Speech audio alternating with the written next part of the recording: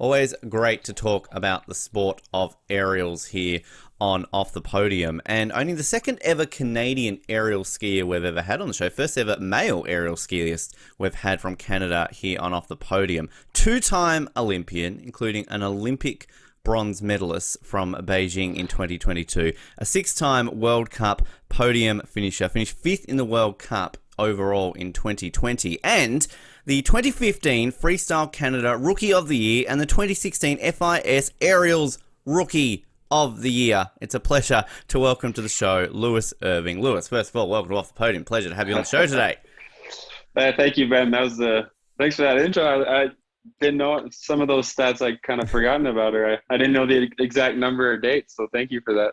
You're welcome. I always like to make sure that I get everything correct. So if there's anything else you want me to add, like, I don't know, are you a really good surfer, a fantastic chef? I don't know, any extra little bits that would sound really good in an intro that you could use in sort of like a show reel later on for you to promote yourself?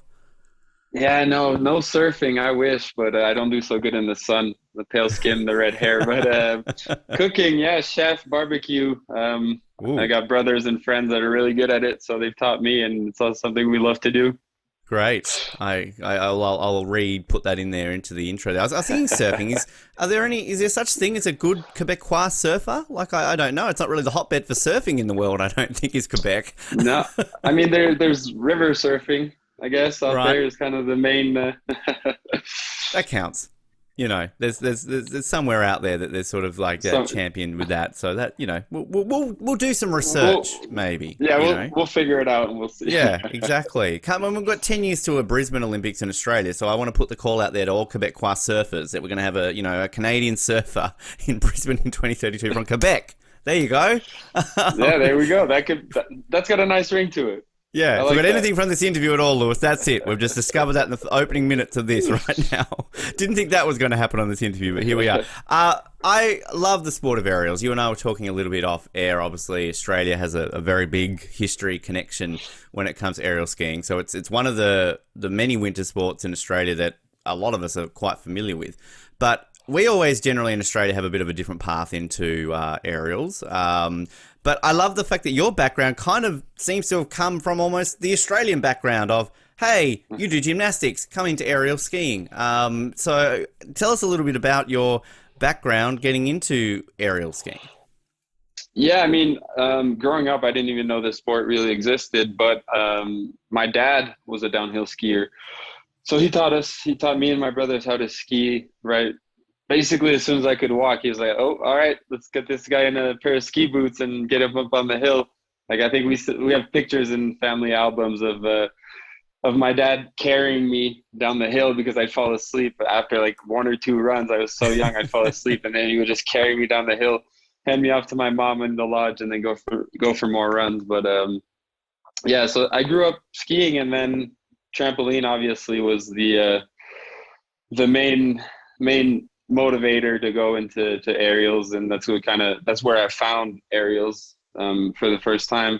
It was kind of random. One of our coaches was leaving to go on a tour with Cirque du Soleil, and the person that took his place was the person that was recruiting for the Quebec team in aerials, and he was like, "Oh, so you ski? You know how to flip? You want to try this?" And I was like, "Yeah, this looks pretty cool." And he showed up the next day at my house in the morning, and I kind of forgot to tell my parents that this man was coming to pick me up. So I left with him, the stranger, and we went to the water ramp, and he just kind of tossed me in with the national team and like very quickly introduced me as this new guy that was just coming to try out. And I'm standing there in front of all these Olympians, Olympic medalists, World Cup medalists, and I'm like, okay, hello, what do we do? And they just walked me through it, did the warm up. I did my first flips with them that day, and I was like, okay, I'm coming back tomorrow. And I never left, really. 12 years ago. I'm so intrigued the fact that a stranger coming to your house to pick you up and then throw you in water basically led you to becoming an Olympic medalist. I don't know if that was ever quite in the stranger danger talk my parents gave me, but maybe they left that bit out, I think. Well, see, I guess they definitely left that bit out for me, but it worked out. So we'll chalk that one up to the win column. Which I also believe that you did circus school. Is that correct? At one point, was that Yeah. sort of before or after aerials? So that was the start of it all. I had a lot of energy as a kid, so my parents just signed me up for kind of whatever activity there was, and there was this circus school, and that's where we kind of they had us doing everything. I learned juggling. We do, and I was like 5 years old at the time, so we'd like practice juggling. We'd do tightrope. They teach us how to be clowns, and there was also trampoline. So that's where I learned how to do trampoline. We had one at the house, and then I kind of started doing that and got really good at it kind of quickly. And then that's when my parents signed me up for trampoline specific courses, and then that led to competitions. Um, and yeah, but yeah, no, it was all because of the main trampoline headquarters was in the circus school, was based out of the circus school. So Wow. that's where we train, and it was always so much fun because we get to train and watch all these other athletes working on their acts, like things that you wouldn't get to see. Like I did trapeze there, I did teeter board, everything you'd see in a circus, except all the animals. we got to mess around with over there. That's correct. I mean, I think Quebec. I think you mentioned Cirque du Soleil, obviously, and just the incredible thing that that's gone on to become. Because I mean, this obviously just sounds like an industry in itself. Like in Quebec, is this just kind of something that a lot of kids grow up doing, going to circus school? It sounds magical, Lewis. I I kind of mean, feel I need to live in yeah. Quebec.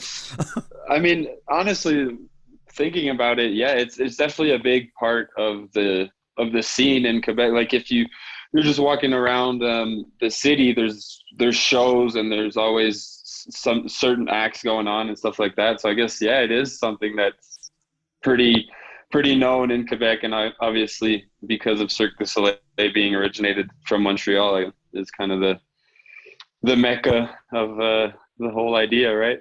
Yeah, it's crazy. I always love whenever we have sort of some Aussie aerial skiers on, and sort of you learn about them a lot of the time being poached from gymnastics, things like that.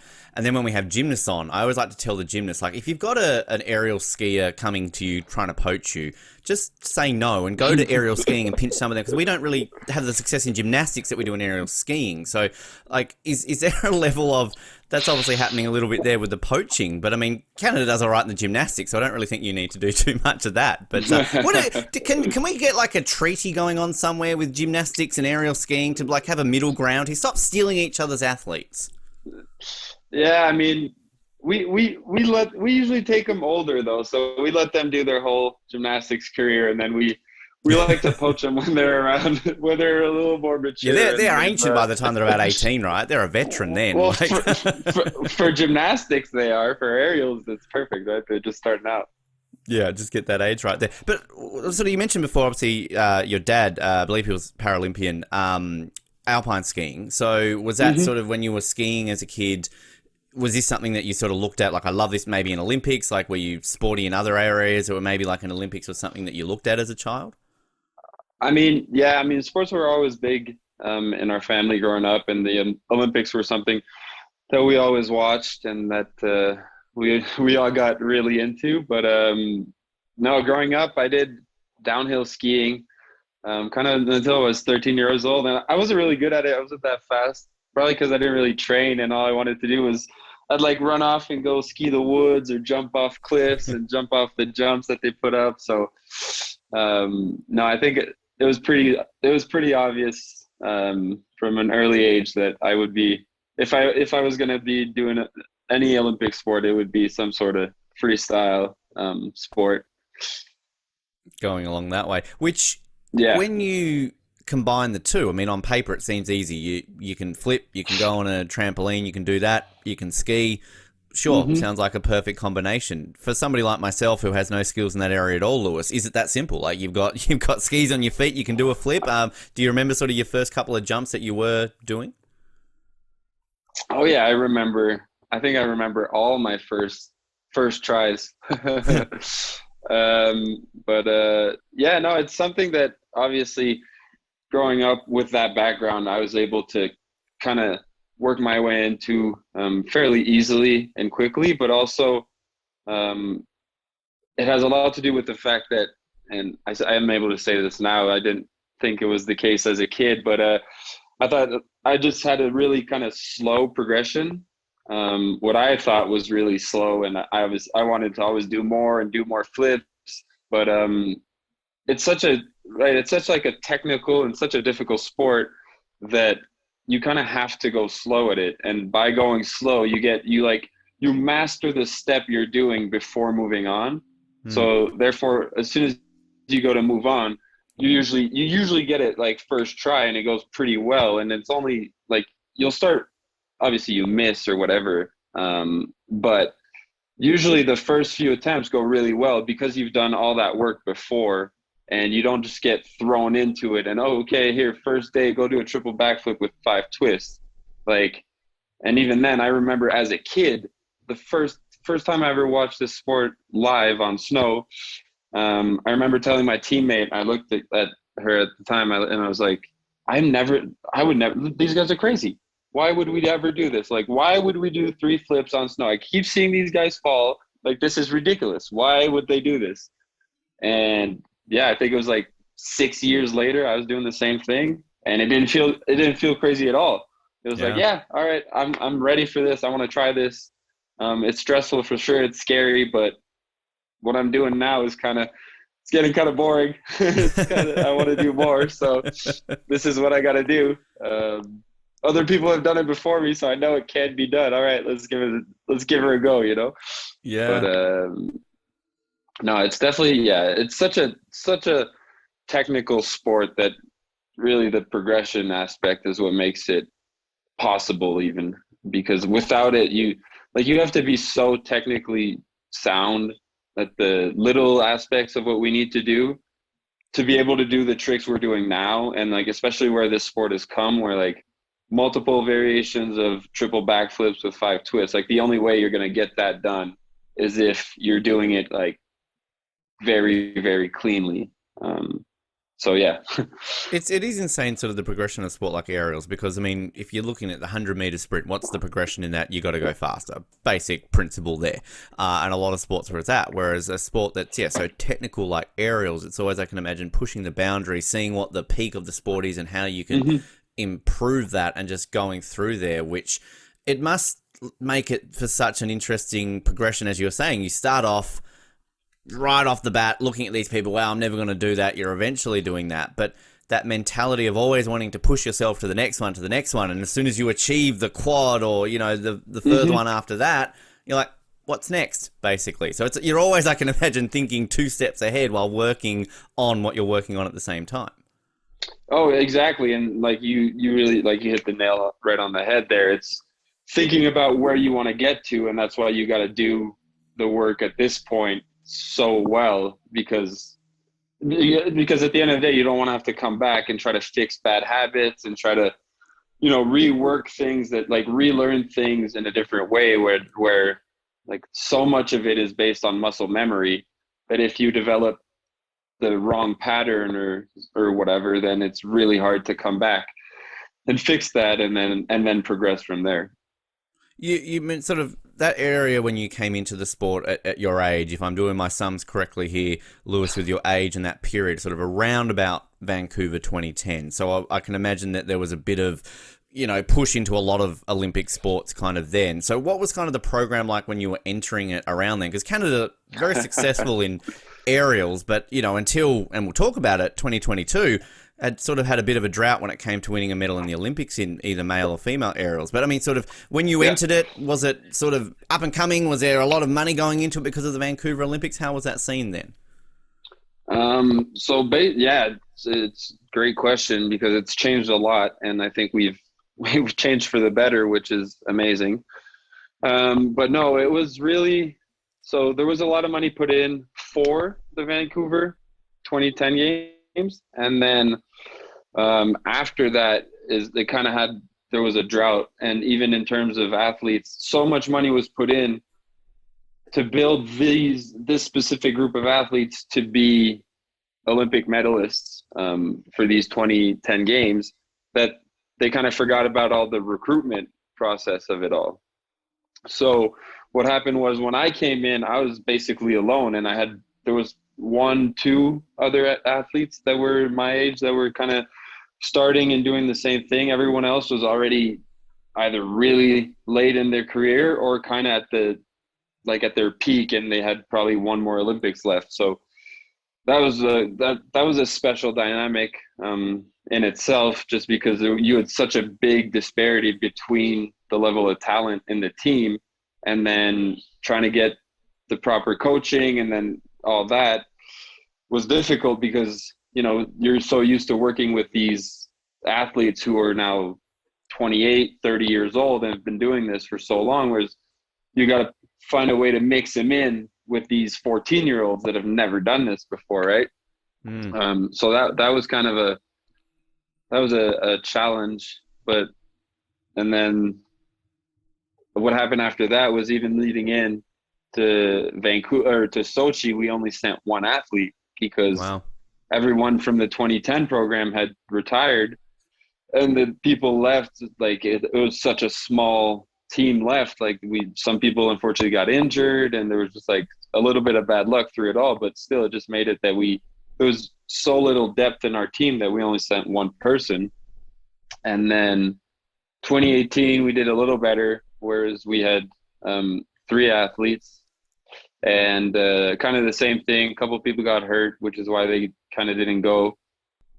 But then from there is kind of when there was a big push, and the coaching staff changed after that. And so people in charge of the recruitment process and all that kind of thing was changed, and we focused a lot more on the whole younger generation and the development team and the up and coming athletes that were kind of making their way. Because at that point, after 2018, I was the only one left from the 2010 era.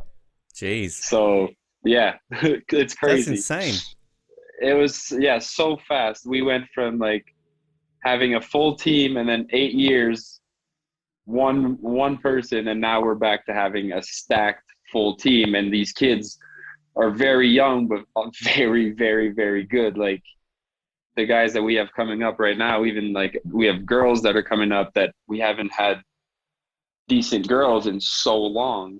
And now we have like Marianne, who's Podium, who like won a World Cup her first ever year on the World Cup tour, which is like unheard of. So like our development athletes are, they're not even development athletes anymore, really. They're top level, right? They're top tier competition. It's crazy to think about, but like I think about the competition we had yesterday here on the water ramp, and Mia won, and like Mia, he turned 18 this summer, has been jumping amazing, and like it was only a matter of time before he was going to win a big event like that, even if it's just on the water ramp. But like I remember his first jumps on the water ramp. Like I remember we had to hold his life jacket for him to make it down the ramp because he was too small to actually jump turn and ski down. And now I have an Olympic medal with him. It's like, so it's crazy. All the work that was done, and just like the mentality shift of where we're going to kind of spend most of our funding just works way better now, and we have way more results to show for it. So it's fascinating to hear that, because I remember as a kid when I would watch, I remember watching Nagano, Salt Lake City, and you're watching Australia, and our rivals in aerial skiing always seem to be Canada and Belarus, China, Russia, sort of all these countries that still to this day. But it's sort of, it always has fascinated me that Canada sort of then seemingly dropped off a little bit. And then when we obviously get to the medal win in Beijing, the fact that was a 20-year drought in the sport of aerials, because it's just one of those sports to me that I just always associate Canada with being one of the best in the world at. And it's crazy to think that there was sort of that period where it kind of seemed to fall away for a little bit. But obviously the good news is now that, as you're saying, it's sort of changing for the better.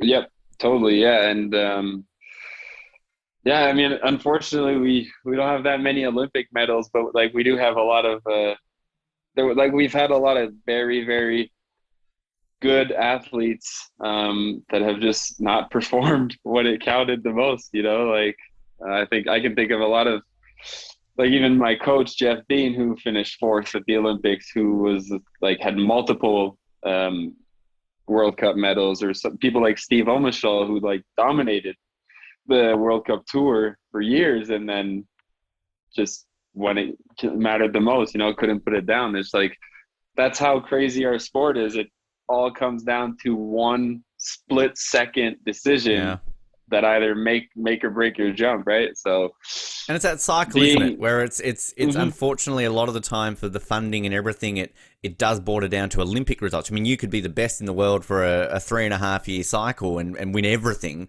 but then all of a sudden you finish fourth in an Olympics when the majority of Canada's watching it. And it doesn't translate then, does it, to kind of what you need to do to get that extra funding for the next cycle? Yeah, exactly. Everything's really based on the medals and the results on the biggest stage, and it just, it has a like a boomerang or a catapulting effect on the next 4 years for kind of everybody, for whether it be the top team or all the way down to like the club teams and the like little provincial circuits and those teams, right? Like, if more money gets put into the top federation, then it's easier for them to take care of events and put on all these things that at the end of the day help feed the younger kids into our sport. Yeah, it's sort of the trickle down effect and everything kind of that goes with that. You sort of mentioned sort of post Vancouver and sending one athlete to Sochi. I mean, you make your World Cup debut basically a season after Sochi. So was it essentially, obviously qualifying, you don't have the points to go there, but was there a chance that if things had gone with the program that you could have gone a year earlier? I mean, was Sochi ever an idea that you could have gone, or was the age just maybe a bit of a factor in the experience that was never realistic?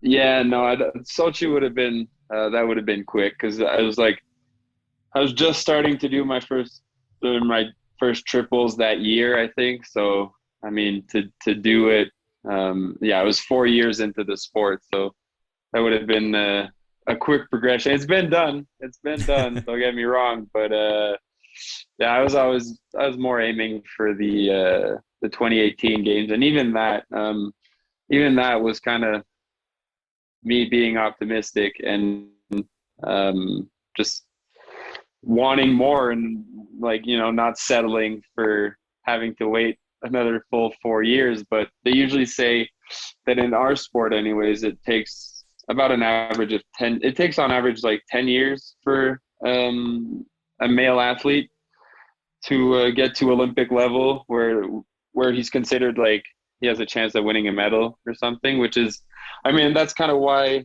Australia has not put any money into the male side of aerials, just because they don't want to, they think it's too long to take an athlete. It takes them too long to get them to that level, and they just don't want to fund it for that long. So they'd rather I mean, look, if they're listening, I mean, I'm 35, probably 45 is probably a bit too old to do it, but I'm always open to possibilities. If they want to stick a man back in the aerials, why not? There's the water ramp in Brisbane now. I'm sure you could go down there, and they'd let you hit it, and you could probably get a flip off. Yeah, I could we could coach you up to that. Yeah. No, I'd appreciate that. I mean, it's the goal. My state I'm from, Lewis, Tasmania, is the only state of territory in Australia that's never had a Winter Olympian. So, well, there you go. Got to create history sometime, right? Listen, there was a site worker in Kazakhstan who's never flipped never done any of that in his life. He's not an acrobat. He's not an. I mean, he was an athlete. Like you said, he played soccer, and he was a sporty dude, but not in the backflippy type of way. And he watched us do it for a week, and he would stand next to our coaches and listen to every single thing they said, and he'd stare at us and visualize. He'd do the same things we did.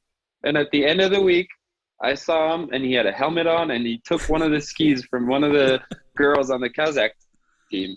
And we're like, he's not really going to do this. Like, he's not really thinking about this.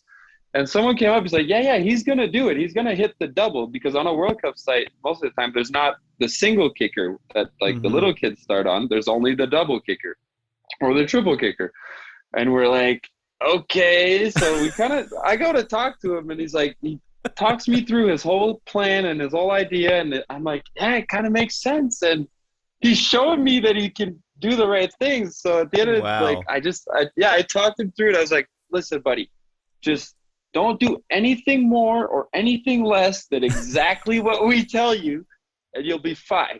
And that's what he did. And he was totally fine. He just did 2 backflips, landed perfectly, skied all the way down, and like it was crazy. I couldn't believe it. I could not believe that some random dude just showed up to a World Cup Give me site, put inspiration. skis on it, and did it. He Giving did me it. So inspiration. Okay. it's Wow. doable. Yeah. It's doable. Yeah. All right. Again, I'm getting lots from this interview.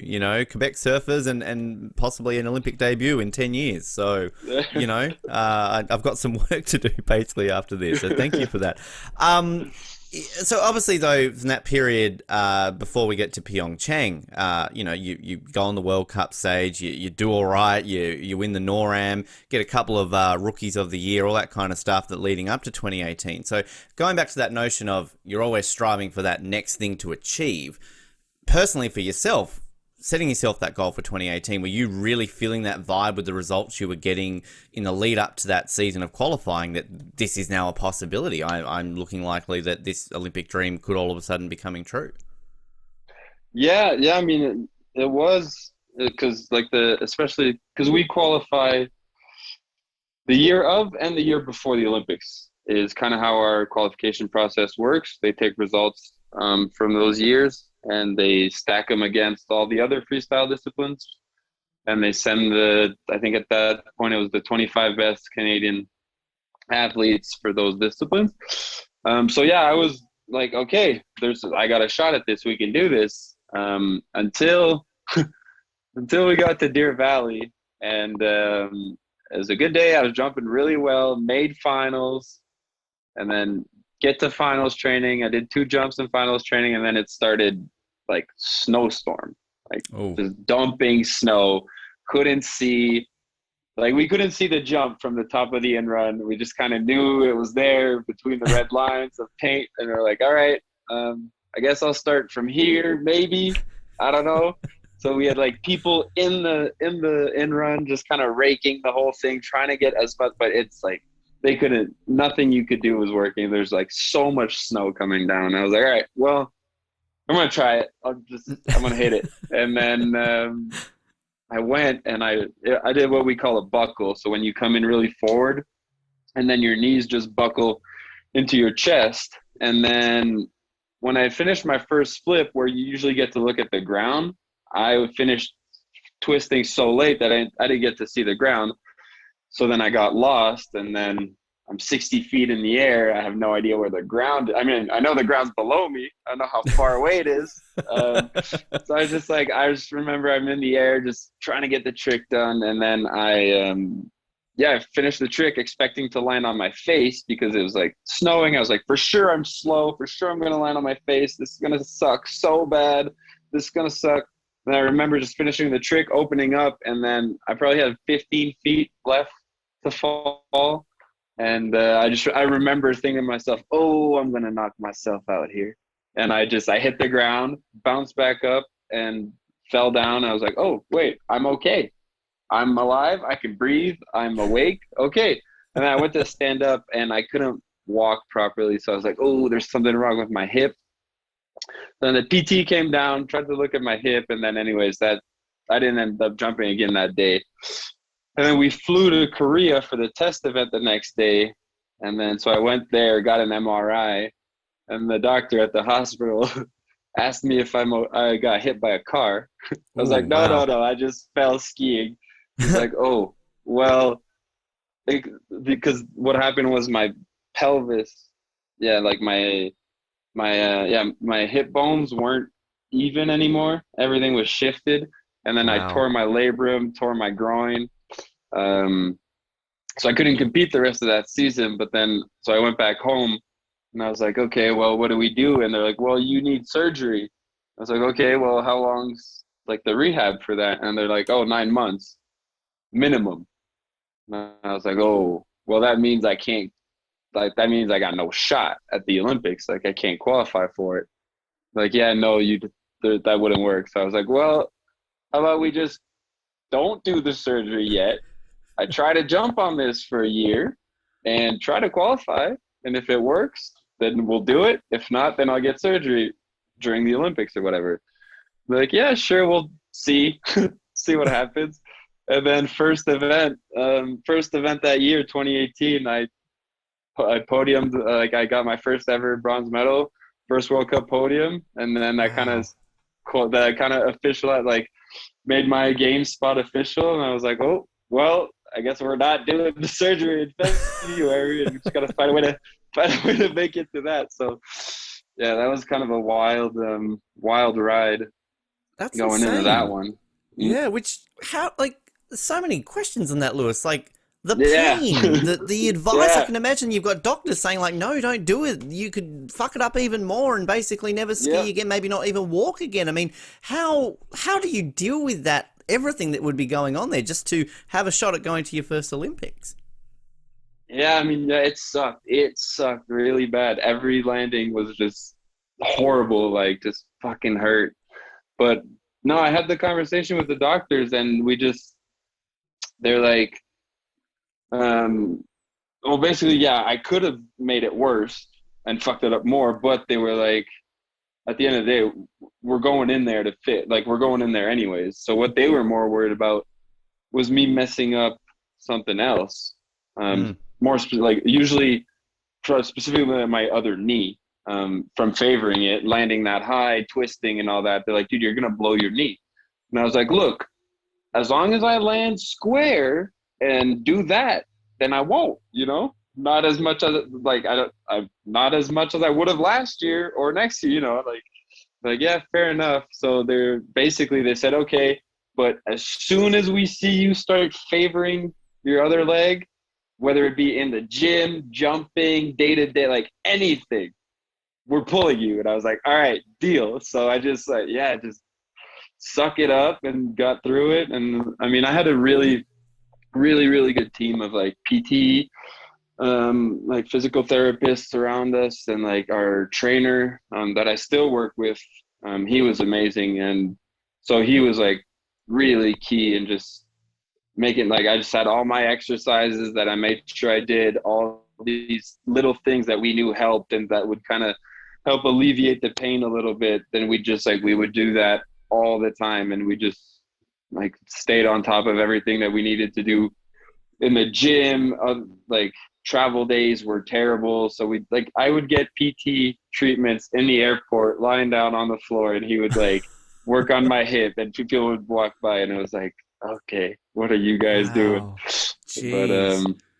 yeah, Because it's such a balance, I can imagine, because you're working so hard to get to an Olympics, and any athlete would obviously know that a window of an Olympics is very small. So while the smart thing for most people might be to, I can skip this one, go towards the next one, you're not even guaranteed then, particularly with your sport, with the amount of injuries that can come yeah, with it. So it's no, kind of, if you've got that tiny sniff, if somebody says to you, 5% chance yet you could do this and then we'll get the surgery afterwards, I can imagine you pretty much got to take it. It could be your only shot at an Olympic Games. oh yeah, no, and that's something as like in aerials as like athletes we talk about it all the time, because like none of us are ever feeling 100%. Like something always hurts, something's always messed up, like, but you can't stop because of that, because if not, you would never do it. Like it's such a brutal sport that if you're not ready to deal, like if you're not ready to accept the fact that you're gonna get fucked up, like it's gonna Yeah. suck sometimes. But the ones that you like, the times that it's good are worth it. Like trust me, it's great. But like it's just not gonna work. So like we talk about it and we're like, yeah, dude, it's part of it. It's part of the game.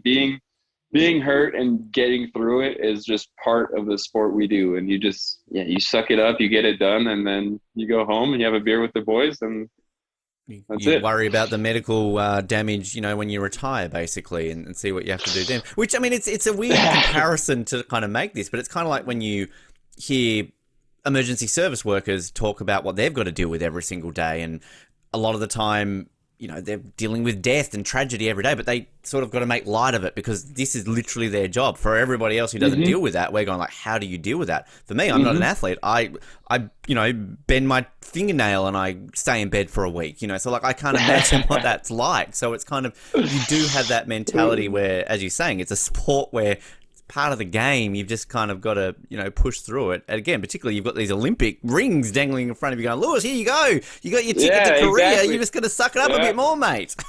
Yeah, exactly. Like, come on, do it. All your family's going to come with you. They're going to hang out in Korea. Come on, man. Get there. Suck it up. Trip to Korea. 4 years' time, they're not even going to show up. They're not allowed to. There'll be something happening in 4 years' time. Which, does that then shift your focus? So you get to the games, like obviously you've podium still with this injury, so I don't know if like initially you'd gone into this Olympic cycle thinking medals are a real shot or anything like that, but how do you then, your mindset, you're going to Korea, do you go into it still with, I got a podium when I'm injured, I can still do this, or I just want to finish, I want to make the finals? Like, does that shift what you want to achieve at those Olympics? Yeah, I mean, going into that one was, I knew I was young and kind of early in my career, so the original goal was kind of just, even at the start, was just kind of to make finals there and get the experience and kind of go for it that way. Just because I didn't have the tricks I thought I needed to actually win the thing back then. Just with how World Cups are different, the format's different. You don't need as many different variations of tricks in a World Cup. Whereas at the Olympics, you need more. You need 3 different like high scoring tricks.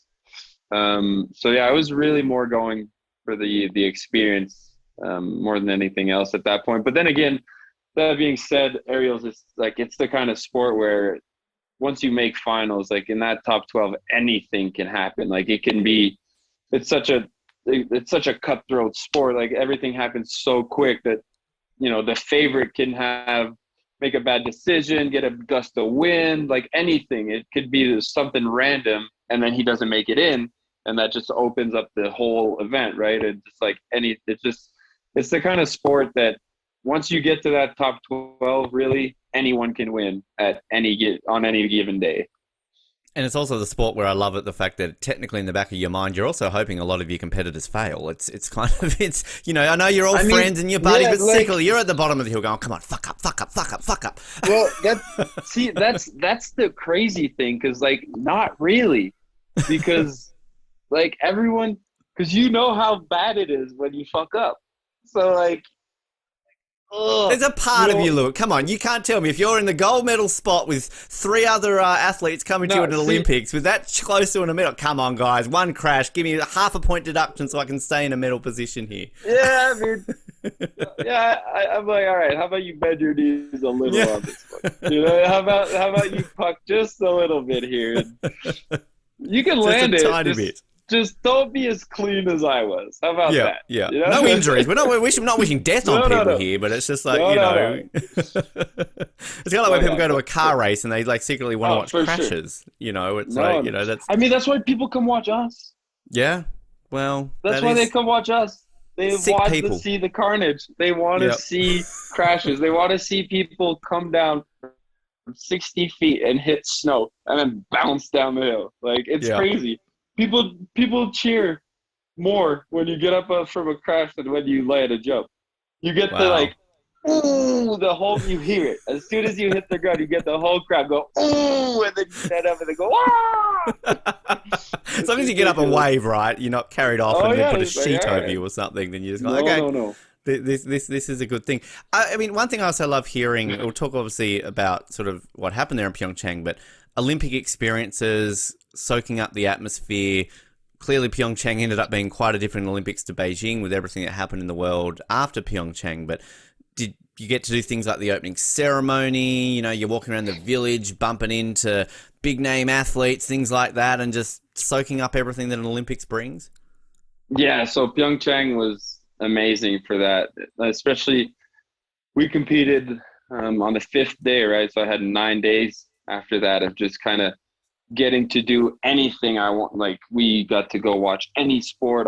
So many hockey games. Like we would just go there, watch hockey games. I went to see curling, like so many sports that I would never think to go watch, or like never have the opportunity really to go see, that we could go watch. So yeah, that was amazing. And then in the village, it was just, everything was just kind of designed for everyone to socialize and kind of hang out. Like there was this room with probably 100, 200 like, massage chairs, just all spread out. And then just a bunch of TV screens with all the sports going on at all times, just on. And you would just go sit there and sit in the massage chair and watch anything. Like everything was just so cool. And like we obviously got to go out and party and like live the whole post-Olympic experience and celebration. So that was a lot of fun too. But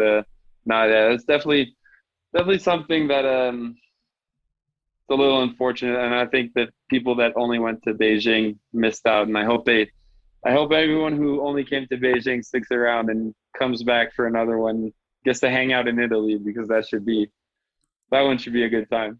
It's so fascinating hearing just sort of the discrepancies, because sort of, particularly so we say with the summer athletes, a lot of people say who went to Rio were like, well, Rio was a weird Olympics, but then obviously Tokyo, and clearly how much had changed between Tokyo and then Beijing in terms of sort of the restrictions and things like that. So yeah, it's fascinating kind of hearing the differences, because again, you can have no idea of knowing that, soak up Pyeongchang, because in 4 years' time, we're not going to be able to do any of this shit. Exactly. Yeah. All this is going to be banned. Yeah, it's crazy to think how that. Yeah, ultimately, obviously, don't make the final. 24th overall. I mean, given the injury, everything, I can imagine you leave only hungrier, going like, okay, well, great experience. I've been to an Olympics, but this is only going to make me push towards the next one and go even better, I can imagine. Oh yeah, I mean, it was the perfect motivator for the year off that I was about to take, right? Because I had to go and I got my surgery, I think it was in March. So pretty quickly after the games, and then just started my rehab from there. And that was long. It was a 9-month in the gym every day. And anyone who knows me knows that the gym is not my favorite aspect of our sport at all. I've learned to like it more now that I can see what it brings, and kind of the only way you can put your body through that is by doing the work outside of the ski hill and all that. But that was definitely gave me the best motivation to go into the 9 months of just relearning everything, right? Like it was a pretty, I mean, it wasn't a crazy big surgery, but it was still like the kind where I wasn't allowed to, have any impact. Like I was allowed to walk, but no running, no jumping, no nothing, none of that for like 6 months before I was even allowed to leave the ground with both feet at the same time. So that was long. Because it's that mentality too. You're so used to doing something that it gets taken away from you. That's insane. Yeah. I mean, and even especially like, because you're in the gym and you're doing things and you feel like you're kind of getting stronger, but then having that limitation and like all those rules around, no, you can't do this. And at the same time, it's like I was getting told you can't do this, you can't do that. But it was all people I trusted and that I had to I have a lot of faith in. And I know that really want the best for me. And like for them, it's almost as painful as it is for me to not compete. And like for them, for me to be with them and not out on the road competing, like hurts them more than I've learned to see, which is cool. So I had all these people. I was like, all right, so I got to trust you. But at the same time, like, I don't know. How about I just like test it out? And they're like, no, don't test it out. You'll make it worse. And they don't I was like, all right, I'll take your word for it. I don't like it. I can imagine too, like if you're not a rule follower too, Lewis. Like some of us aren't rule followers, right? So you're just like, fuck on. No, this won't matter. I can get away with this. Yeah. So no, that was but it was an interesting year. Yeah, I worked. I got a job, so that was the first kind of official, What did you real, do? real, What real job life. does an Olympic aerial skier go and get? Do you just go to Walmart or I something? Like, what do you do? no, I worked as a waiter in the bar in Quebec, one of like Wow. the biggest like nightclub bar type restaurants Nice. in the city. Yeah, so that was a lot of fun. So I just Yeah. like got to do something really different, and it was great because it changed my mind, like got my mind off things a little bit, right? And I got to do something um, that it was so different, so new that it was like really challenging for me at first. And being as competitive as I am, I wanted to be really good, and I wanted to, prove myself quickly. And so that was, yeah, I ended up, I worked there for, a year, and everyone was sad when I left. It was a good time, but yeah, Do it's you probably get something recognized that, and get more tips? Like, I'm an Olympic aerial skier, give no, me more money? no, it's a funny story. Actually, one time there was an event going on, some group, forget what company or it was, but they sponsored an Olympic athlete, so he was there as a speaker for that night. But so I'd been like waiting on them for probably an hour and a half at this point, and then he goes. And then the guy on stage goes to introduce him, and like, oh, so we have an Olympian here with us today. I'd like to welcome Alex Harvey to the stage. And then he walked up to the stage, but then I turn around and there was another mogul skier, Phil Marquis, who was just having dinner with some friends. And then when he heard, oh, we have an Olympian here, he was like, oh, who is it? So he walked in. And at that point, we were laughing, and Alex got on stage. He's like, oh, so I just realized there's 3 Olympians in here. One of them has been serving you guys food for the last hour. Yeah, so that was. Wow, that's like this little reunion basically going on there. Yeah, It's like a exactly. Olympic. That's hilarious. That's so funny. I mean, obviously in that period, I mean, you have your surgery, you come back, get a couple of podium finishes when you get back to the World Cup. As I said at the beginning, you end up 5th overall in the World Cup in 2020. But then you have another injury, I believe. You had to sit out the season before the Beijing Olympics. What happened with that one, and how were you thinking, shit, this never ends? Why does this always happen in this period of the 4-year cycle? Have this happen at the beginning, not at the end? Yeah, I mean, yeah, it sucked. And I remember I kept doing interviews going into the season. I was like, so it's so different the last time, man. You're 100%. Your body's great. Like, I was like, yeah, man, this is great, And then fucking Ruka first event. No, so what happened was we had done our training camp in Ruka, where the first event of the season was. Jumped for 3 weeks. It went really well. I was like jumping better than I had the year before. I was really happy, really confident going into the competition. And then we get there, first day of official training for the week of the event, and it was just, the site was set up weird or whatever, and there was a fence where there shouldn't be a fence, and there was a snow pile at an area where we usually brake, like, because we do speed checks. So before hitting the jump for the first time, you just ski past it and then stop next to the jump, and then there's a speed trap that tells you how fast you were going, and that's how we kind of decide where we're going to start from for the day, and then kind of go from there. So I did my speed check, and then when I went to brake, there was this snow pile there, so I didn't have enough room, and like everyone was hitting the snow pile and like wiping out, and I was like, I'm not trying to wipe out and be full of snow, so I just like kind of hit the snow pile and then tried to shoot the gap between the snow and the fence, but I hit the fence and my ski Oh, stayed caught, and then I twisted my knee and I tore my MCL. Um, ouch. yeah, and like right away I hit, I fell on it, and then I turned around, I looked up, I stood up, and then I knew it was fucked. I knew it. I heard it, like I felt it twist and I heard it pop. And everyone who's ever told me they've blown their ACL is like, yep, I felt it pop. I heard it. And I'm like, Mm, that's the pop they're talking about. And I was like, oh man, no way. not So now. like, yeah. So I just kind of walked away to the side of the site and kind of like laid in the snow. My coach was like already right next to me. He's like, dude. I was like, yeah, it's so like I'm done. It's over. It's over. Oh, He's like, no, dude, don't, maybe not. I was like, no, trust me, man. I know. This is done. This ain't like we're done. And he's like freaking out. And then so the PT comes over and he checks my knee and he's like, I was like, dude, I felt it twist and I heard it pop. Like for sure it's gone. Like my ACL is for sure gone. And he's like, dude, maybe not. He's like, anyone else who would have told me that, I'd be like, yep, you're done for the season. It's out. But he's like, your knees are so like hypermobile already. Like all my ligaments were already like, they're all solid, but they there's a lot of give. And it's just always been a thing. And so he's like, yeah, so maybe, it could be something else. I was like, okay.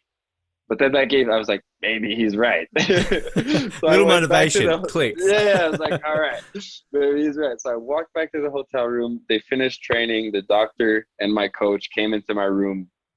And then at that point, I was like, dude, I'm fine.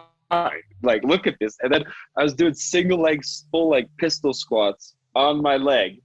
And the doctor was like, what? No. It's like, dude, I'm fine. Look. And then he's like, look. And then he's like, starts poking at it. He's like, how's that feel? I was like, well, not great, but not that bad. And he's like, no way. And then, so he checks with the, like the machine they use for the pregnant lady. Yeah, the ultrasound. So he checks with the ultrasound and then he looks and he's like, ooh, yeah, your MCL is not looking very good at all. He's like, oh, let's check your other knee just to compare, I was like, all right. So he looks, he's like, how's this knee? I was like, this knee's fine. This knee is like, I've had a little issue with it, but like I did a lot of work in the gym and like perfect. No issues now. And then he looks at me, he's like, really? Like, yeah, why? He's like, because this knee is way worse than the one you just fucked up. And I was like, oh. So at that point, he was like, so I was like, so you're telling me I'm not going to miss the Olympics? He's like, yeah. I mean, you'll probably not jump again until the Olympics, but you'll probably make it for that. I was like, this sucks. This really sucks, but okay. All right, like, wow. This is, at least we got there's a little bit of hope here. It's not completely gone. Yeah. But, yeah. That's insane. So, but you sort of mentioned obviously with the qualifying that kind of it's a 2-season cycle. So at that point, had you done enough that you were obviously then qualified? So you knew you were going to Beijing as long as Canada selected you to go? Yeah. So I was already, I was already one of I think there's 4 of us in all of freestyle that were pre-qualified from the year before. Like basically everything we had done the year before the games guaranteed us our spot for the Olympics. All we had to do was one top 20 result at a World Cup before the games, just as a like you're competing thing or whatever, just like kind of.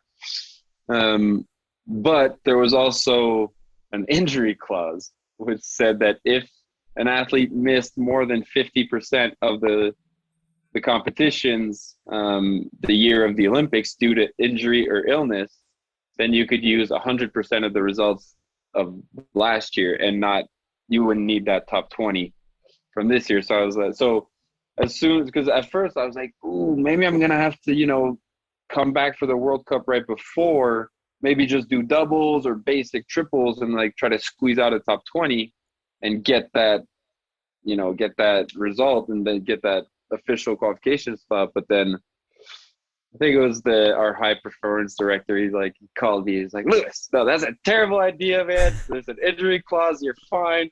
Just go to the gym, do what you need to do to come back healthy. Like, don't try to come back too fast and make it worse. Like, we need you for these Olympics. Like, come on, man. Just go home and do your shit in the gym with Joe. And I was like, okay. But so we did that, and insane. I think I ended up jumping, counting the contest days and the training at the Olympics, I jumped 17 days last year.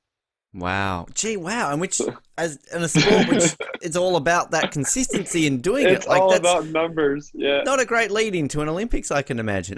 No. I mean, yeah, it was all really just, at that point, it was like confidence in the work I had done before and just like trusting that we had done enough in the summer and the years leading up that I was going to be ready and that, I would do what I needed to do as quickly as I would need to do it. Like there was no room for any off days or any like, you know what, Yeah. today maybe I'm not gonna do it, or Yeah. not Not feeling it. today. It was like, no, dude, Jeez. I'm jumping. Yeah. I'm telling you Oh yeah, now, and like Milan's got to be third time lucky for just the fact you can have an Olympics where you got no injuries, like no clouds like this, right? Like, come on. that's what I'm going for. That's what we're hoping. But if it doesn't happen, at least we're ready for Yeah. You have a anything broken that neck. You'll gets be thrown. missing an arm, and this is fine. Stick it back on. We'll get this done after Yeah, yeah. 2020. Come on, We'll it's all figure good. it out. Exactly. Yeah, we'll Exactly. get a bit of tape. That'll be fine. Which I mean, Yeah. it's just insane. Do you think, in terms of, I mean, you'd experienced this before going into Pyeongchang. So when you go into Beijing, and you had such a good, obviously, season prior to this.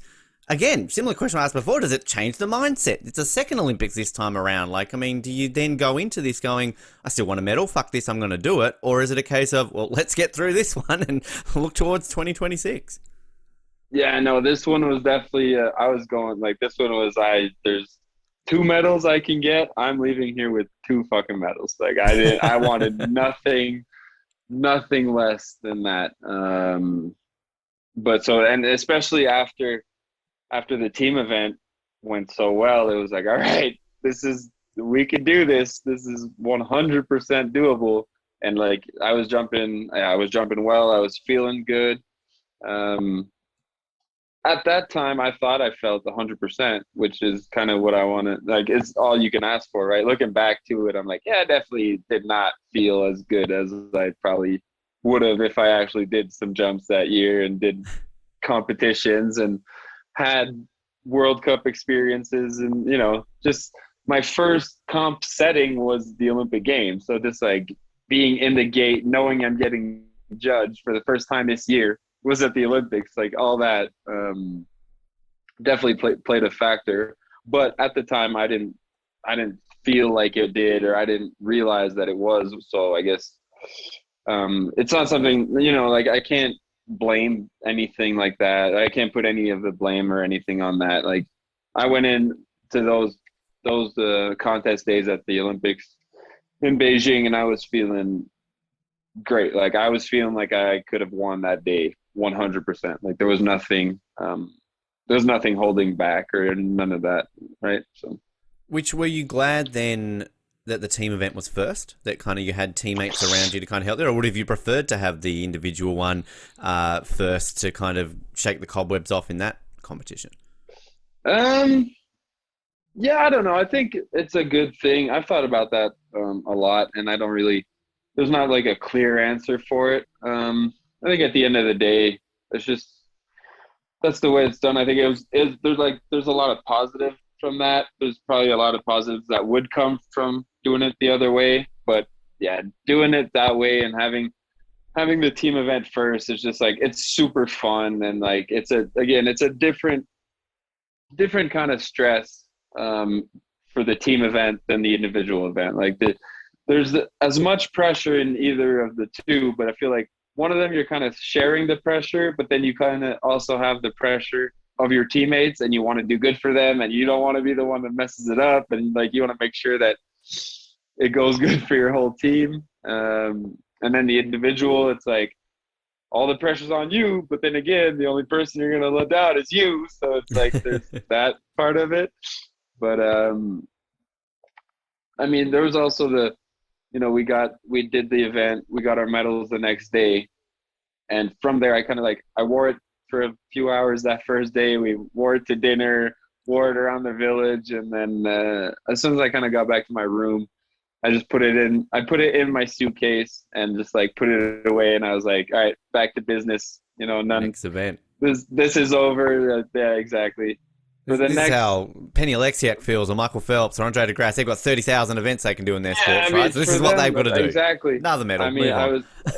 I was thinking of exactly what I was thinking of at the time. I was like, it's crazy for them, but at the same time, I feel like they get the practice, right? Because they always do a lot of events, and they have that. Because it's a new event, isn't it? Like in terms of, not in just, obviously the Olympics it was a new event, but like even on World Cups and World even on Championships. tour. Yeah, it was fairly new, right? So this is something that you're only Yeah. kind of experiencing, which, I mean, you mentioned the word fun.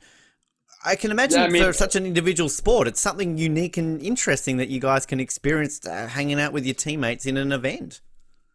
oh, exactly. And like even the part of, if one person falls, but then that means you're doesn't necessarily mean your day is over. Like Mm. you can like rally up as a team and like still make it to the next round, get another jump, get another shot at it. The scores all carry over. It's all always new. And yeah, even this is like we didn't do that many events, and it's like even the ones we did do, it was like we never had kind of our official team. I think Mia, Marion, and I did two events. Like this was our third event as that team, that combination of a team for Team Canada. Like so, I think that in itself makes it a little different. That you don't have that. We don't train it as a one team thing. It's not. We don't go to like I don't go to training and jump only with Marion or Mia, and like Mm. or vice versa. Like they don't only train with me. We're all a bigger team, and so it's a kind of it's a funny situation always to like, oh, who are we gonna put in this team, and then just to have that inner competition within the team is good too, right? Pushes everyone and you makes everyone strive for the best all the time. Is it when it comes to the genders? So obviously you got three athletes. Is it Hmm. two male, one female? Can you have two female, one male? Like, does it really matter how that all gets spread out? Yeah, so it's three athletes, and basically the rule is maximum of um, two of one gender. Hmm.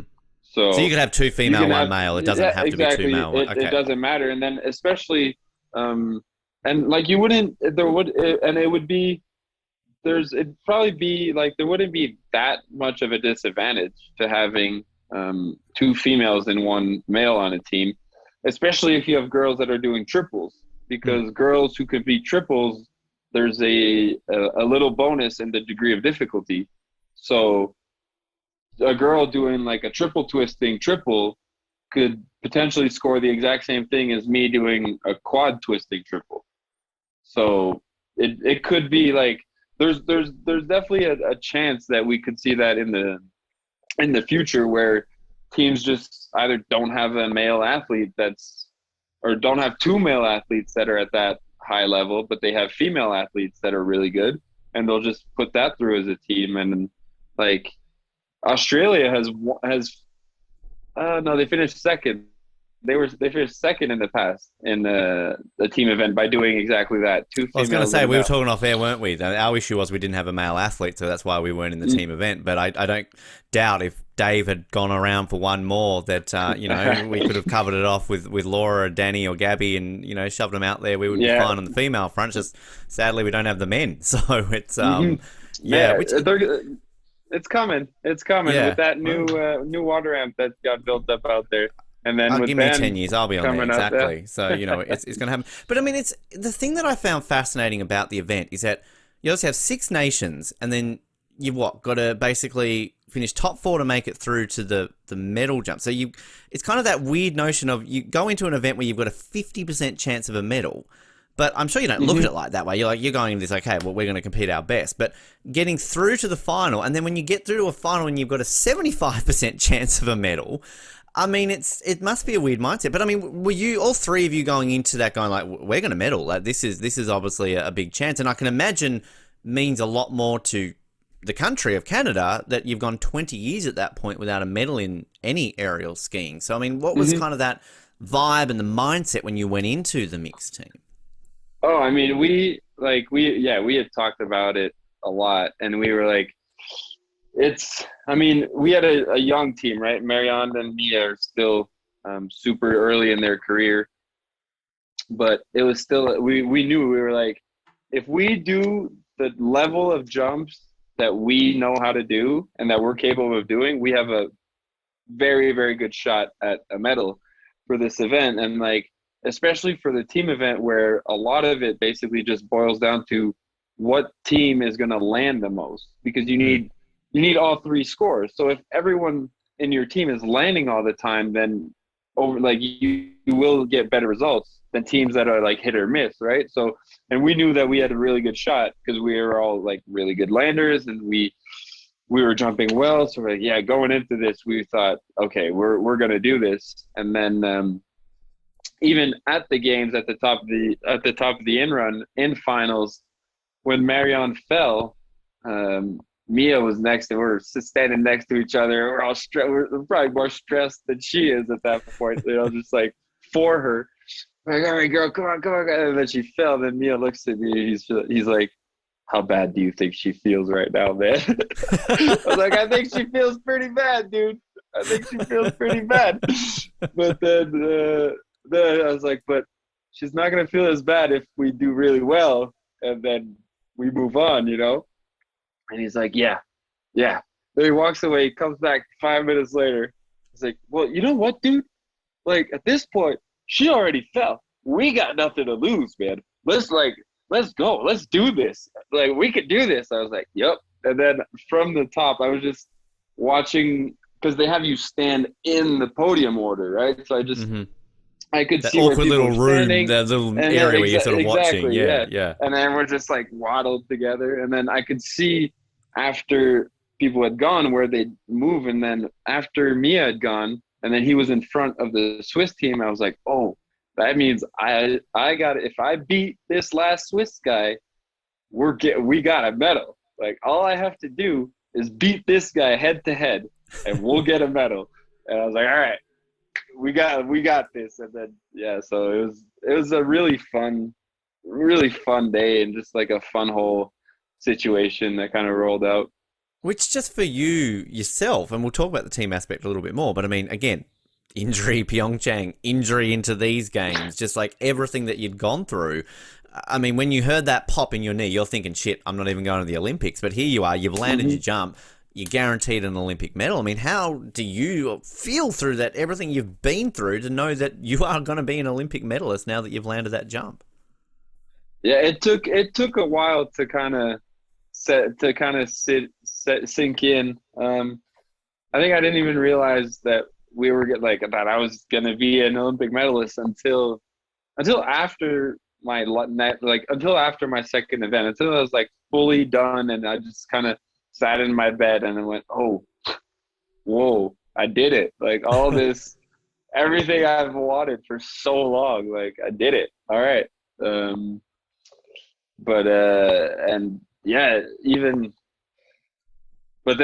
then it was like, all right, I did it, but now what? I want another. Yeah, it's that athlete mindset. Well, all right, cool, bronze is good, but silver and gold, they look a little bit better, right? Exactly. I was sitting there and I was like, yeah, this is cool, but there's more out there that I want too. So let's get, when do we go back to training? Like, I think I came home after the games. I took like 3 weeks, went to ski in Revelstoke for a bit with some buddies, and then just kind of got back home and was like, all right, I gotta start doing this again. Yep. All Only this 3.5 years around. ago. Oh yeah. Well, yeah, exactly. It's crazy. It's just the turnaround and everything along those lines. And also, like, as I mentioned a few times too, though, the drought that it broke for aerial skiing, 20 years in Salt Lake, 28 years for Canadian aerial men to get a medal as well. So going back to what we said at the very beginning of the interview in terms of just what a medal meant for the sport, how has that changed aerials? You said the program's looking good, but there's a possibility you might be having another home Olympics in 8-12 years in Canada. So I can imagine that something as simple as a bronze medal in Olympics is all of a sudden lit a bit more of a fire into the program that was already improving, as you were mentioning. Yeah, and I mean, it gave us, we've had to rebuild the infrastructure for our summer training in Quebec City. So we're training out in Park City, or we were last summer. We're training in Park City this summer again, but now we got all the money, we got all the funding we needed to get that new and improved, bigger ramp, new trampoline area, new gym. Like, we're just gonna have a way better hub for our sport and for freestyle as a whole. Really, more than that's the thing. It's more than just aerials, because even like half pipe, moguls, all the other disciplines of freestyle come to this venue, like, and train there for large amounts of the summer. So if we can just like improve that, it's going to help. It just helps every other sport too. So no, the whole and obviously there's medals coming from their side of the things too, but at the end of the day, it's all based on the medals that we brought back. And it's all, they don't go back to 20 years ago or 28 years ago when they won the medal. They go back to the last now. Well, just exactly. Which also the mixed teams Canada did so well. I know when we were doing our daily episodes, obviously we had a bit of an invested interest in the ski jumping team, given we'd had a bunch of the girls and guys on the show before the Olympics, and then obviously the snowboard cross. So these new mixed events that have been introduced in the Olympics, Canada, you do all right in the mixed events at a Winter Olympics, it seems. And exactly before, it was before our team event. We were in the warm-up area, and one of our friends that we train with in Quebec from snowboard cross, him and his teammate, they won their medal while we were warming up, and we were all just like, okay, man, Elliot got his, it's our turn. It's motivation. This is happening. It's a sign of the times. It's all around you. Around you at the Olympics. which I love asking too, all our medalists on the show. You mentioned, you win the medal, put it away, go compete in the individual event. But once you sort of can leave the Olympics, come back home, soak it up a bit, what do you do with the medal? Is it something you put on display, give to the parents, shove it in a sock drawer? Like, what do you do with it? And I give it to the mom first thing when I got home. But then, so my parents have a little trophy case at home with a lot of my stuff in there. So it sat in there for a week until I realized that everyone everywhere I went to wanted to see it and wanted a picture with it. So I carry it around with me now most of the time, like any event I go to or a lot of the things. So probably special treatment? Does it get you like early access to a lift, like up to the top of the hill? Like, it's Olympic medalist, I get to go first here. Come on. But every now and then. Go back to your bar back in Quebec and like wear it around your neck, getting extra tips then. There you go. Exactly. I don't know, you walk in, skip the lineup. Yep. Yep. Look at this coming through. Heavy cargo. Yeah, you would walk to the front. Who do you think you are? I have an Olympic medal. Like, I have no idea who you are, but that's cool. Come in. It works. And also, the more important thing, I think, too, you got an Olympic medal, but you got a bloody Bing Duen Duen, and as we love Bing Duen Duen, and of course, sold out. What happened to your Bing Duen Duen? That would get you even more access. No, that one stays at my mom's house, and she's way too That's scared. A real prize. I'm gonna lose that. That doll, when we first got it, because we all thought it was like a porcelain dummy thing. Like, so when we first got it, we grab it, and then we realized it's a little plushy toy. And like, I was just on the podium, and there was this GIF that was made after this meme that came out of just like me, like poking this bear, because I didn't realize it was soft. So I was like, whoa, and then just like repeatedly just like thrusting my finger into this plushy dolls. It was a pretty funny moment of internet comedy. We need to find that. I think I didn't realize that was a thing, so we've got some research to do after this. Could be our new favorite gift with that, which, I mean, obviously we've touched on Milan a little bit. I'm sure that's the focus now, but as I mentioned, possibility in 2010 that could be back in Vancouver. You obviously started just around Vancouver, a little bit too young for that, but I know you're only looking ahead one Olympic cycle here, but I mean, that I can imagine is a little bit of a carrot there to dangle in front of you, thinking to yourself, well, I could go out. The Vancouver Olympics is what, by then, a 5-time Olympic medalist. You win 2 in Milan and another 2 in Vancouver, right? So good way to go out. No, if Vancouver gets the games officially, then that would definitely lead my retirement date, or it would tip the scales heavily towards not retiring. Push it a little bit that way. It's an interesting cycle. We're seeing it a lot here in Australia with some of our summer athletes who are in a kind of a weird age frame with a 10-year gap to the Brisbane Olympics. So you're going to have a lot of athletes going, well, I could hang around for another 10 years. Yeah. So, you know, I mean, home it all Olympics. depends, right? Like, it depends how these next four go. And I mean, hopefully no injuries and we can stay as healthy as possible. And then, I mean, it's all, yeah, that's what it all boils down to, right? If you can stay Yeah. healthy, then why stop? You got You to have know? one Olympics in your career, Lewis, where you don't go in injured. Like, it's just, Yeah. it's got to happen. We'll, okay, we'll go until then. How about that? Yeah, exactly. Oh God, it's 2040. Oh, here we go. Oh well, may as well keep going. Yeah. I'm still there, Hey, you know, not injured. Which, I mean, speaking of since the Olympics, so like, have you had to have surgery with the MCL? Kind of like, what's sort of happened in terms of that recovery now, and sort of just entering towards another World Cup season at the time of recording this? Is that sort of just the focus now with everything? yeah, I mean, I did. I just went back to the gym. Basically did everything I would have done if I would have got like post surgery, and then it's been fine, and it doesn't really bother me as long as I keep doing all the things I need to do to make it happy. But it's kind of how everything else goes in the summer. Like, we put so much impact, especially on the water ramp. People think, oh, because it's summer and that's where you're learning and everything, it's not as bad, but over time the water ramps are actually more impact than on snow. Like, because on snow, if you land, it doesn't hurt and it feels perfect. Like, it doesn't hurt that bad. Like, it's not that much impact when you land, whereas on water, whatever you do, you're hitting a Hmm. flat surface, and like, it's gonna, like, you still have skis on your feet, like, skis don't just go through that.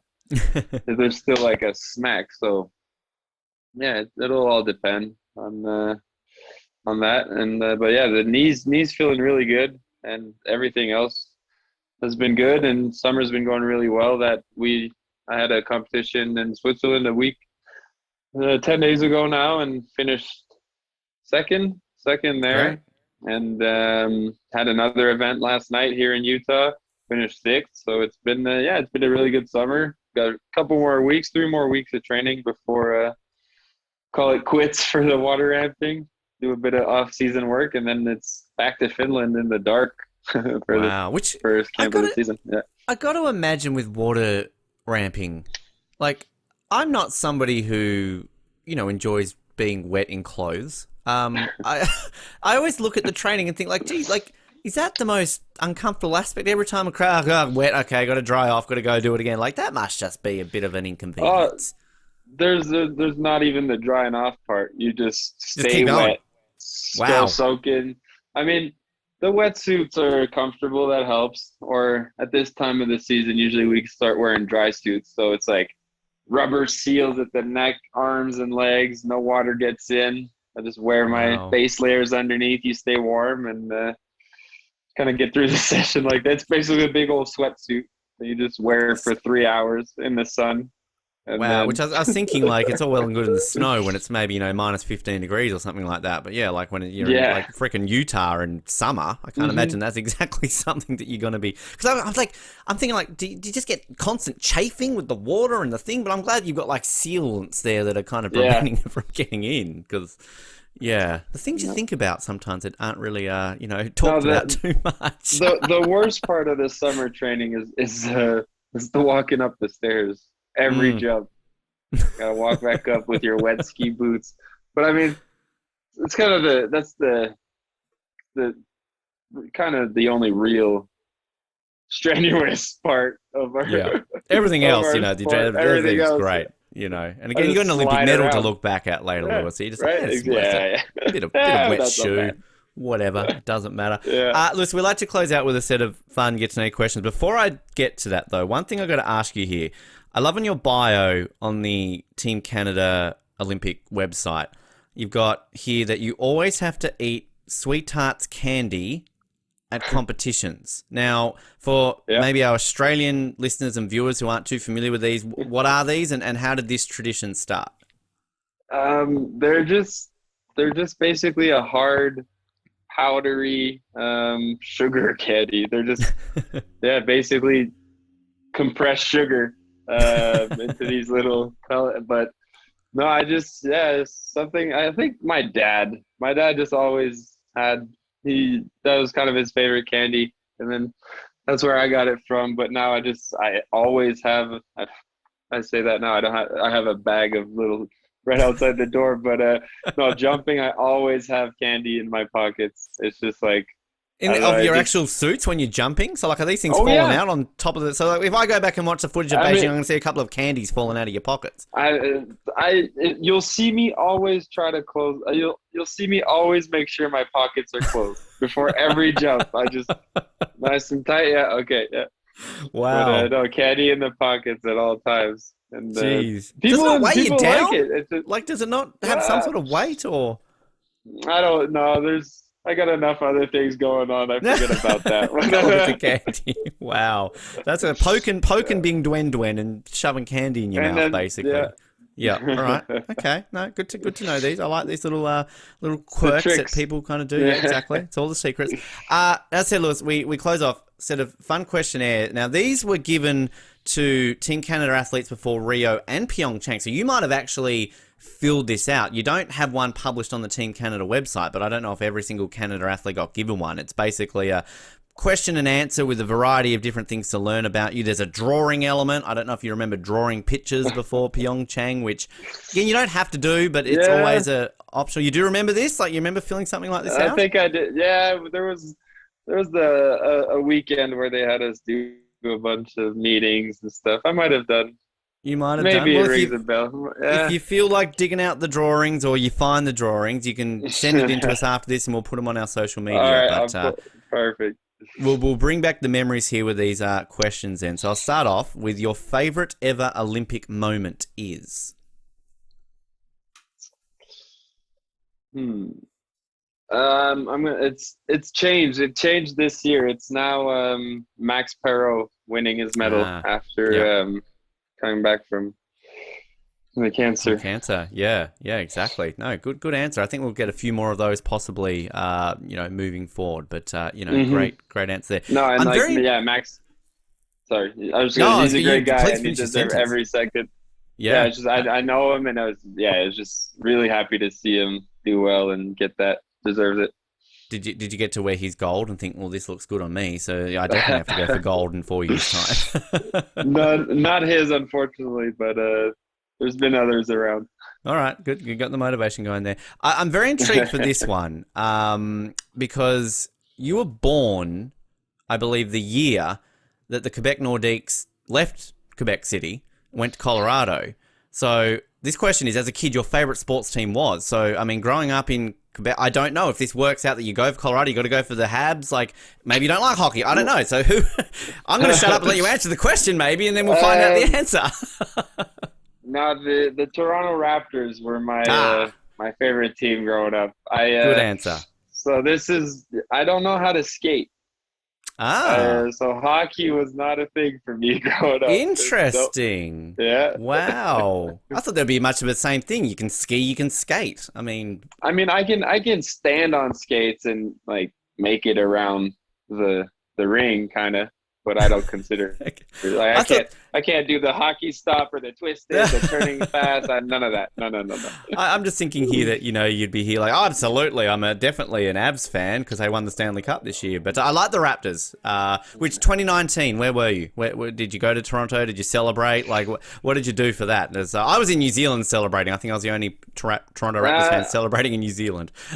I didn't go out there, but I was in Montreal with some friends, and we definitely had a celebratory night for them. Yeah, that was definitely a good time. If you could be any superhero, who would you be? Superman. Just overpowered. Yep. Easy. The whole flying part just be really cool. It'd make my sport really easy. I'd be really, really, really good at it. How many flips do you reckon you could do in that space as Superman? More than 5. It'd be like 300. How'd they mark that? I'd win everything. Yeah, exactly. Perfect. I like that. If you could be an Olympian in any other sport besides your own, what would it be? I wish they put like car racing in the Olympics. Yeah. I want to drive an F1. It's well, funnily enough, they released recently the potential sports for Los Angeles in 2028, and auto racing was on there. So, Ooh, see? yeah, it was I could it's do on the that cusp. after my career. You could, yeah. So does it mean are you an F1 fan? Do you follow it Oh, or? yeah, I mean, a little bit here and there. I like watching it when I can. When we're traveling a lot, right? So it's Yeah. hard to Have actually you been kind to of. the Grand Prix in Montreal? Yeah. One of our friends or one of my teammates, Ollie Rochon, back in the day, used to get tickets for it through his agent all the like every year, and we'd go every year. We'd like I did the thing where they have us like change the tire on Ah, a car, and nice. you're like racing and trying to do that. We weren't very good at it, but it was a lot of Great. fun and hanging I'm a out with all massive the F1 fan. celebrities. So Oh I yeah. the best Grand Prix I went to was Montreal. The best one I've Oh been to, really? which yeah, Nice. 2017 I went. But Australian Grand Prix usually go every year. It's pretty good. So do you follow any driver in particular? I mean, obviously you've got two Quebecois drivers, but I don't know how many Canadians get behind Latifi and Stroll. But I mean, do you sort of have a team or a driver you follow closely?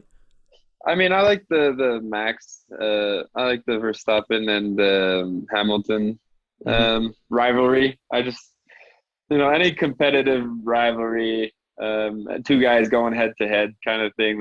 I like that. All the stories behind it, all the edits that they do and make it seem like it's the Yeah. like most intense thing ever. I love that. I could watch stuff like that all day. It's very spicy. It's very yeah, and it's also just the fact that it's growing. We know Drive to Survive, how much that's sort of given Yeah, F1 great a show. huge Yeah. boost out there, which is fantastic. Your favorite music artists are? Um. So yeah, I like the old school rap genre. Mm-hmm. So Tupac, Biggie Smalls, Eminem, like the classics, the Yep, classic rap artists. works. Yep. Is that pump up? Do you put them in the headphones sort of before an event? Does it help you get motivated? So I think I'm the only one, but I jump with my headphones in on tour, like Wow. competing. So I pause it usually before every jump, but every now and then I'll be like in the air and doing my move, and I'll tap myself in a way that like starts the music and it just blares into my ears while I'm Wow. like midair flipping. So yeah, like there's video, you see me like tapping my headphones on camera or stuff like that, but then those playlists vary. There's kind of everything on that, and I just cycle through it. It's more. I feel like it's almost more to give me something to do and mess around with all the time. I was thinking there's like one song, like you're always putting on "Lose Yourself" or something like that, just as Yeah, you're popping down the hill or something like that. no, I don't have that. It really depends on how in the moment, how I'm Yeah. feeling at that given moment, and then something Wow. just sticks. I love a sport where you can do that. Like I know, like a lot of the half pipe, in snowboard and skiing, how they've got the headphones blaring. They're not hearing the Oh crowd. yeah, They've just got their plug. It's they're crazy to just do that. yeah. I mean, we usually have our coaches yelling at us Mm. midair and like talking us through it a little bit. So I like it when my music's not blaring. I can hear them. It's pretty I thought if you're helpful. pissed off with him at the certain day, like, shut up, up goes the Oh, tubes. there's that. Yeah, no. Usually it's when I'm pissed off with me. When I'm having a shit day and I'm just all right. I'm gonna fucking do this. I'll get it. Like I'm gonna just get it done. Everyone, leave me alone. Here we go. Clear me. Tell me when there's not someone in the landing that I'm gonna jump on and I'm gonna go. Then you're And good. Then you're good. whatever. Yeah. Yeah. I'll put the challenge out to you though, Lewis. I mean, if you ever want to listen to a podcast, in the next Olympics, put ours on. That could be motivation. I Oh don't yeah. know. Like Yeah. maybe. Yeah. Yeah. Oh, I really want the I newest would. episode off Yeah. the podium. All right, let's put this on. I'll just go win a gold medal at the same time. And if it works, you're welcome. Just saying. Hey, So, there you go. All right. I'll yep. shout you out if it works. Yeah, exactly. You celebrated. Yeah, whoa. You Love pull that the head interview. back. Listen. Off the podium, download now, world. There you go. We'll get one athlete to do that one time, perhaps. If you could eat only one food for the rest of your life, what would it be? Say that again. I think you cut out just a little bit before you said that. I'd have sushi. That's an easy Sushi. one. I could. All right. Yeah, I was going to say the easy. worst time for it to have a little cut there. I'm like, come on, what is it? Sushi. But okay, sushi. Fair enough. Yeah. Do they have No. in Beijing, like obviously the food hall, like all the different cuisines of the world? Do they have like a sushi station at all, or?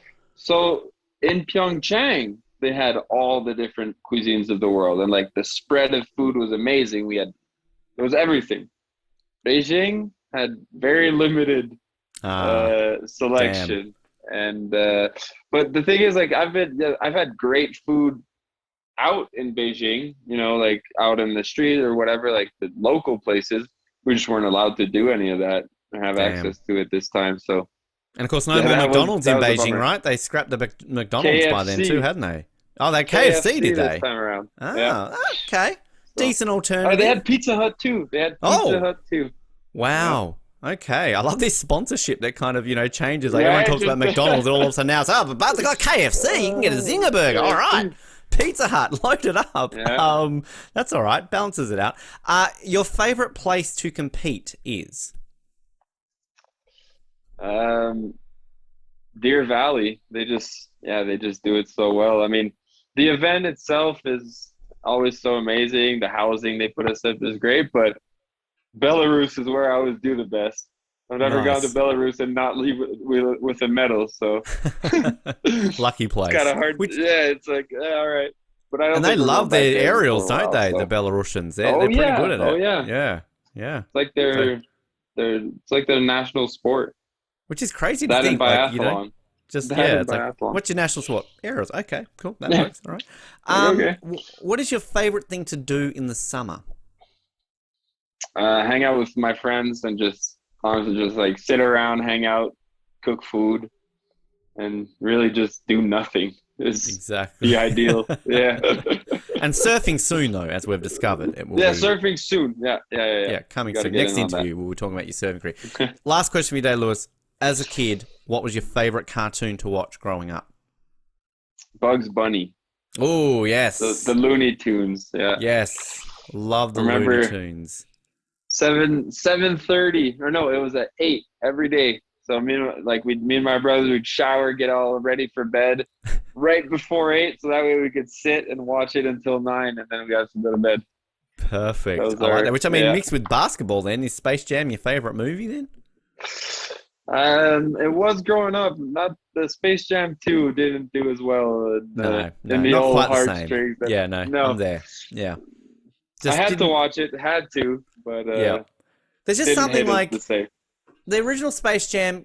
It kind of knows what it is. It kind of knows it's Looney Tunes playing basketball with NBA players. Whereas Space Jam 2, they're like, LeBron can act a little bit better than MJ, so let's give him some more material. No, that's not what you need from a Space Jam movie. It's dumb. It's Looney Tunes playing basketball with Michael Jordan. That's it. Yeah, that's all you need. That's it.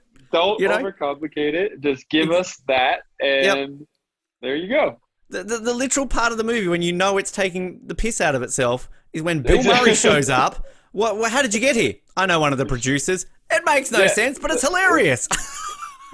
It's the Looney Tunes. It doesn't have to make sense. That's what's great about it. Exactly. There you go. And it also proves definitively that Michael Jordan is better than LeBron James. Let's be honest. Yeah, I agree with you on that. That's the argument. They're level pegging. Which Space Jam was better? Space Jam 1. Okay. MJ's better, definitely. That's Lewis, game. Thank you. Exactly. You're welcome. You can take that one to the bank. Before we let you go, people who want to follow your journey up to Milan, Vancouver, beyond, social media, anywhere that way that people can stay up to date with you? Yeah, Instagram, Lewis Irving 7. Best way. Easy. Everything's on there. Simple. Yeah.